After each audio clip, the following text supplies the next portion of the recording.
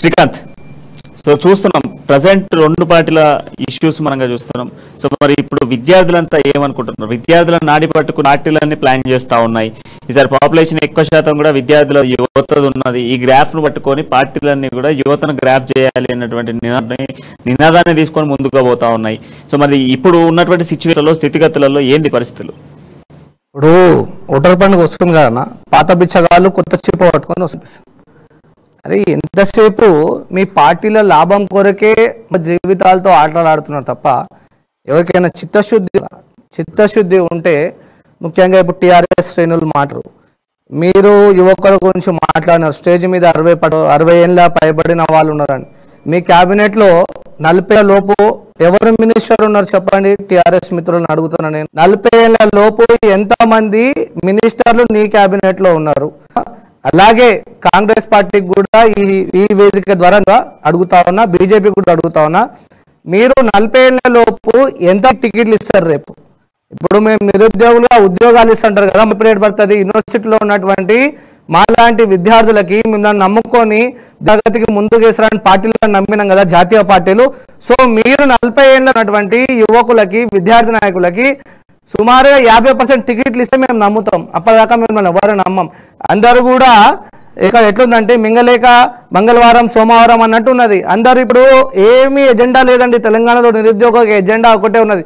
సుమారుగా 60% ఈరోజు 18 నుంచి 25 ఏళ్ళ లోపల యువకుల యొక్క శాతం పెరిగింది. రేపు వాళ్ళు డిసైడ్ చేస్తారు. ఈరోజు సోషల్ మీడియా వేదికగా నిజాలు వాళ్ళు తెలుసుకుంటా ఉన్నారు. తెలుసుకొని రేపు ఎవరేం చేయబోతా ఉన్నారు అనేది రేపు మాలాంటి యువకులు అందరూ గ్రహిస్తూ ఉన్నారు. కాబట్టి ఈరోజు ఈ పార్టీలన్నీ కూడా కొత్త చిప్ప పట్టుకొని అడ్డుకుంటున్నది. అడ్డుకోవడం ఎందుకండి?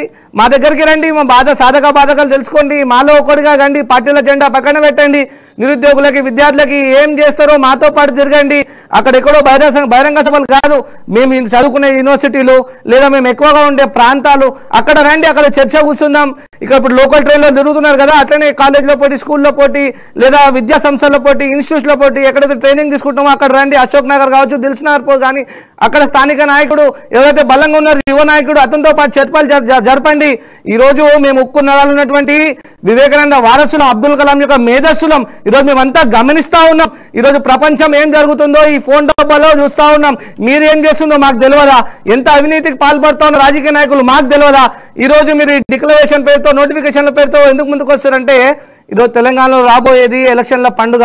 ఆ పండుగకి కొత్త చీరలు కట్టుకొని, కొత్త బట్టలు వేసుకొని ఈరోజు ముస్తాబు అవుతున్నారు తప్ప మా బతుకులకి ఒక ముస్తాబునిచ్చేటువంటి పరిస్థితి లేదు.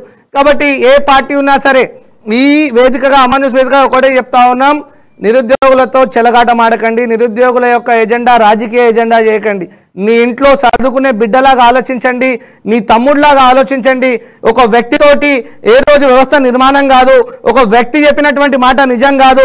కాబట్టి అంత సమూహంగా నిర్ణయం తీసుకొని ఏదైతే 70% యువకులు ఉన్నారో వాళ్ళ భవిష్యత్తుని మీరు నిర్ణయం చేసేటువంటి ఒక మంచి కార్యక్రమాన్ని మా ద్వారా మీరు శ్రీకారం చుడితే మేము నమ్ముతాం. ఇప్పటికే దొర పాలనలో యువకులందరూ కూడా నలిగిపోతా ఉన్నారు. అక్కడ ఉన్నటువంటి ఎవరైతే మిత్రులు ఉన్నారో వాళ్ళు కూడా మాతో మాట్లాడుతున్నారే, మీరు గలమెత్తి మీరు ఇంతైనా మాట్లాడగలుగుతున్నారా, మేము మాట్లాడలేకపోతున్నాం అని చెప్పేసి మాతో పాటు ఉద్యమం చేసిన మిత్రులు కూడా ఈరోజు మంచి పొజిషన్లో ఉన్నారు. కార్పొరేషన్ పదవులు వాళ్ళకి ఇచ్చి ఎట్లున్నదంటే అధికారం చేతులకు ఇచ్చేసి సంతకం పెట్టలేని పరిస్థితి వాళ్ళది. ఈరోజు ఏంటంటే దొర గడిలలో ఎలాంటి సైరన్ మోగితే అది ఈరోజు బాగాల్సినటువంటి పరిస్థితి ఏర్పడ్డది. యువకులకి కార్పొరేషన్ పదవులు ఇచ్చిందని చెప్పేసి వివేక్ పటేల్ చెప్తా ఉన్నారు.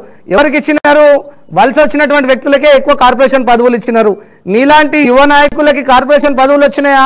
ఇప్పటికీ విద్యార్థి నాయకుడు, టీఆర్ఎస్వి నాయకుడు, బీఆర్ఎస్వి నాయకుడు ఇంకా ఉద్యమం పేరుతో యూనివర్సిటీలో ఎందుకు ఉద్యమాలు చేస్తూ ఉన్నారు? నీ పార్టీని ఎందుకు ఎజెండాగా పెడతావు? నీ పార్టీ ఎజెండాని ఎందుకు మోస్తా ఉన్నాడు? టీఆర్ఎస్ నుంచి బీఆర్ఎస్గా డెవలప్ అయినటువంటి మీరు ఈరోజు అతన్ని విద్యార్థి నాయకుడి నుంచి రాజకీయ నాయకుడు ఎందుకు చేయలేదు? ఈరోజు 40 మంది అవినీతి ఎమ్మెల్యేలు ఉన్నారని సాక్షాత్ ముఖ్యమంత్రి చెప్తా ఉన్నారు. అతన్ని మీరు ఎందుకు ప్రశ్నిస్తలేరు? ఒక యువకులుగా, చదువుకున్నటువంటి మేధావులుగా ఎందుకు ప్రశ్నిస్తలేరు? అంటే ప్రశ్నించడం పాపం. మా బాబాసాహెబ్ అంబేద్కర్ పేరు పెట్టినారు కదా ఏ సెక్రటరియట్కి, అదే సెక్రటరియట్లకి ఈరోజు ప్రతిపక్షాలను రానియనప్పుడు ఈ యువకుల గలం ఎక్కడ పోయింది?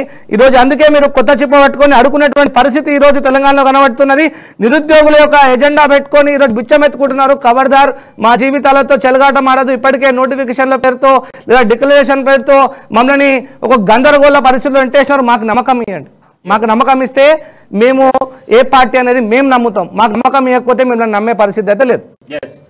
సో స్వామి వివేక్ పటేల్ గారు చెప్పండి, ఇప్పుడు 60% దాదాపుగా కూడా ఇప్పుడు విద్యార్థి యోజన అంటే విద్యార్థుల నాడిని పట్టుకునేందుకు ప్రయత్నాలు చేస్తా ఉన్నారు. సో ఆయన నేరుగా కూడా మిమ్మల్ని ఒక ప్రశ్న అడిగారు, మీ క్యాబినెట్ లో మీ మంత్రివర్గంలో ఎంతమంది 40 ఏళ్ళు దాటిన వాళ్ళు ఉన్నారు అని చెప్పేసి. సో దీనికి సమాధానం ఉందా మీ దగ్గర? యువతకు పెద్ద పీట వేసే క్రమంలో మా మంత్రివర్గంలో ఈరోజు మా యువ నాయకుడు కేటీఆర్ గారు ఐటీ శాఖ మంత్రిగా మరి ఆయన సేవలు అందిస్తా ఉన్నాడు. అదే విధంగా మరి ఈ రోజు తెలంగాణ రాష్ట్ర ప్రభుత్వంలో కేటీఆర్ గారికి 50 ఏళ్ళు నిండినాయన్న, ఆయన యువ నాయకుడు కాదు. నేను అడిగిన ప్రశ్న 40 ఏళ్ల లోపట ఎంతమంది మినిస్టర్లు ఉన్నారని అడుగుతున్నా. నేను ఎమ్మెల్యేలుగా నీతో పాటు ఉద్యోగం చేసిన సుమన్ కి కిషోర్ కి ఎందుకు లేదని అడుగుతున్నా. అరే ఈరోజు కిషోర్ అన్న గారు, అదే విధంగా మీరు చెప్పినట్టు మా నాయకుడు బల్క సుమన్ గారు ఈ రోజు విప్ గా ఉన్నారు. ప్రభుత్వ విప్ గా క్యాబినెట్ ర్యాంక్ తో ఉన్నారు సుమన్ గారు. అదే విధంగా షంబిపూర్ రాజు గారు విప్ గా ఉన్నారు, వాళ్ళకు కూడా క్యాబినెట్ ర్యాంక్ ఉంది. అదే విధంగా మరి ఈరోజు గవ్వల బాలరాజు గారికి కూడా ఈరోజు విప్ గా అవకాశం ఇవ్వడం జరిగింది. ఈరోజు సీనియారిటీ ప్రకారం వారికి ఎవరైతే మరి ఎక్కువ సార్లు ఎమ్మెల్యేలుగా గెలుపొందారో వాళ్ళకు సీనియారిటీ పరంగా మంత్రి పదవులు ఇవ్వడం జరుగుతూ ఉంది. ఆ క్రమంలో మరి మేము ముందుకు పోతా ఉన్నాం. ఖచ్చితంగా కూడా రానున్న రోజులల్లా మరి మరిన్ని అవకాశాలు యువతకి ఇవ్వడంలో భాగంగా మరి ఇప్పటికి 2 సార్లు గెలిచినటువంటి ఎమ్మెల్యేలు ఖచ్చితంగా వచ్చేసారి కూడా 3వ ఎమ్మెల్యే గెలుస్తారు. ఖచ్చితంగా అటువంటి నాయకులకు మరి ఈ రోజు మేము మంత్రి పదవులలో కూడా పెద్ద పీట వేస్తాం. ఈ రోజు మేము ఎంతో మంది యువకులకు ఈ రోజు ఎమ్మెల్యే టికెట్లు ఇవ్వడం జరిగింది. అటువంటి యువకులు మరి మీరు చూసుకున్నట్లయితే యువకులకు ఎక్కువగా ఎమ్మెల్యే టికెట్లు ఇచ్చింది మా బీఆర్ఎస్ పార్టీ. ఈరోజు మీరు చూసుకోండి, ఈరోజు తెలంగాణ ఉద్యమంలో ముందు నిలబెట్టినటువంటి కిషోర్ అన్నకు కానీ, అదే విధంగా మరి ఈటల రాజేందర్ గారి మీద హుజరాబాద్ లో పోటీకి నిలబెట్టిన టిఆర్ఎస్వి అధ్యక్షులు కెల్లు శ్రీనివాస్ గారు అయినప్పటికీ, అదే విధంగా మరి మీరు చూడండి యువకులకు ఎక్కువగా టికెట్లు ఎవరు ఇచ్చారనేది మీరు ఆలోచన చేయండి. ఈ రోజు రానున్న రోజులలో కూడా యువతకు పెద్ద ఎత్తున టికెట్లు కేటాయించే పనిలో కేసీఆర్ గారు ఉన్నారు. ఆ దిశగా చాలా మంది నాయకులు పనిచేస్తారు. డెఫినేషన్ సగమే చెప్తున్నారు మీరు. ఇందాక మిత్రుడు ఫిస్కల్ పాలసీకి మానిటరీ పాలసీకి కన్ఫ్యూజ్ అయినట్టు మీరు చెప్పండి. ఇప్పుడు యువతలో ఓన్లీ మేల్ క్యాండిడేట్ ఉంటారా, ఫీమేల్స్ కూడా ఉంటారా? ఇద్దరు ఉంటారుగా. వివేక్ గారు, మీ ప్రభుత్వంలో ఎంతమంది ఫీమేల్ యూత్ ఉన్నారు ఎమ్మెల్యేలు? ఇక్కడ నిరుద్యోగ జేఏసీ రిప్రజెంటేటివ్ శ్రీకాంత్ అన్న గారు చాలా ఆవేదనతో మాట్లాడుతున్నారు. మీరేంది చాలా రిలాక్స్ గా చెప్తున్నారు, అది కూడా రాంగ్ స్టార్ట్ చెప్తున్నారు. ఓన్లీ మేలే కాదన్నా, ఫీమేల్ కూడా యువతనే. ఫీమేల్ రిప్రజెంటేటివ్ ఎంతమంది? ఇంకోటి, ఉద్యమం నుంచి వచ్చిన వాళ్ళని ఎంతమందికి మీరు న్యాయం చేశారు? మీరు సీనియారిటీ అంటున్నారు కదా, ఏం సీనియారిటీ ఉంది? రెడ్డికి ఏం సీనియారిటీ ఉన్నది? సబితా ఇందర్-రెడ్డికి ఏం సీనియారిటీ ఉన్నది? చెప్పండి. మీరు సీనియారిటీ అంటున్నారు కదా, అరే పిహెచ్డి చేసినటువంటి విద్యార్థి నాయకులు 2 ఎమ్మెల్యేలుగా ఉన్నారు, 2nd టైం గెలిచినారు మిత్రమా.